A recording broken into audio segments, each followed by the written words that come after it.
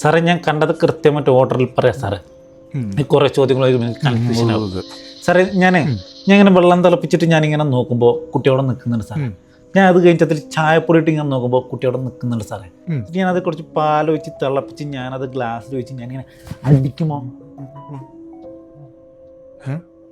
സാറേ? നമ്മൾ പഞ്ചസാര ഇട്ടായിരുന്നു സാറേ. പഞ്ചസാരയാ? ഓക്കെ സാറേ, ഞാൻ ഒന്നുകൂടി കൃത്യമായിട്ട് പറയാം സാറേ. സാറേ നമ്മളിങ്ങനെ വെള്ളം തിളപ്പിച്ച് ഞാനിങ്ങനെ നോക്കുമ്പോൾ കുട്ടിയോടെ നിൽക്കുന്നുണ്ട് സാറേ. ഞാൻ അതിലേക്ക് ചായപ്പൊടി ഇട്ട് എന്നിട്ട് പാൽ ഒഴിച്ച് പഞ്ചസാര. ഓർഡറിലൊന്നും പറയണ്ട, താൻ കണ്ട കാര്യങ്ങൾ മാത്രം പറഞ്ഞാൽ മതി. ചായ അടിക്കുന്ന ഓർഡറിൽ എന്തിനാ സാറേ? സാറേ ഇത് എൻ്റെ രീതി ഇങ്ങനെയാണ് സാറേ. സാർ എൻ്റെ ആശാൻ പറഞ്ഞിട്ടുണ്ട്, ഓരോ ചായക്കടക്കാരനും ഓരോ രീതിയിലാണ് ചായ ഉണ്ടാക്കാൻ. കാരണം ഇത് വെറും ചായപ്പൊടിയും പഞ്ചസാരയും ഈ പാലും വെച്ചുള്ളൊരു പരിപാടിയാണ് സാറേ. എന്നിട്ട് ഓരോ ചായക്കടയിലെ ചായ വ്യത്യസ്തമായി നിൽക്കുന്നത് എന്തുകൊണ്ടാണ്?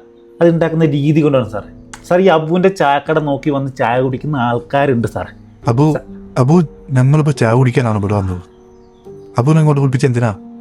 ഞാൻ ഒന്നുകൂടെ അബു എന്നിട്ട് ചായ അടിച്ച് കഴിഞ്ഞു, ഇനി ചായയുടെ കാര്യം പറയണ്ട. മനസ്സിലായി സാറേ, മനസ്സിലായി. ചായ അടിച്ചു കഴിഞ്ഞല്ലേ സാറേ, ഞാൻ ആ ചായ എടുത്ത് ഞാൻ കസ്റ്റമർക്ക് കൊടുത്തു സാറേ. അപ്പോൾ കസ്റ്റമർ അത് കുടിച്ചു, കസ്റ്റമർ ഹാപ്പി ആയിരുന്നു സാറേ. ഇല്ല, കുട്ടിയുടെ തരം പറയും. അപ്പോൾ അയ്യോ ഞാൻ എന്നാൽ അടിച്ചോട്ടെ സാറേ. അടിച്ചോടിച്ച ഇങ്ങനെ അടിച്ച് ഞാനിങ്ങനെ നോക്കുമ്പോഴേ കുട്ടി അവിടെ നിൽക്കുന്നുണ്ട് സാറേ. കുട്ടിയുടെ അടുത്തൊരു പയ്യൻ വന്നു. കണ്ടാൽ അതൊരു വായ നോക്കി പയ്യനാണ്. ഇവനെ ഞാൻ ഇതിനു മുമ്പ് കണ്ടിട്ടുണ്ടേ. എന്നിട്ട് ഞാൻ ചായ അടിച്ചു, കസ്റ്റമർ കൊടുത്തു സാറേ. കസ്റ്റമർ കുടിച്ചു, കസ്റ്റമർ ഹാപ്പി ആയിരുന്നു സാറേ. അപ്പോൾ കുട്ടിയോ? ഞാൻ അത് കഴിഞ്ഞിട്ട് കുട്ടിയെ നോക്കി സാറേ. കുട്ടി അവിടെ ഇല്ല സാറേ.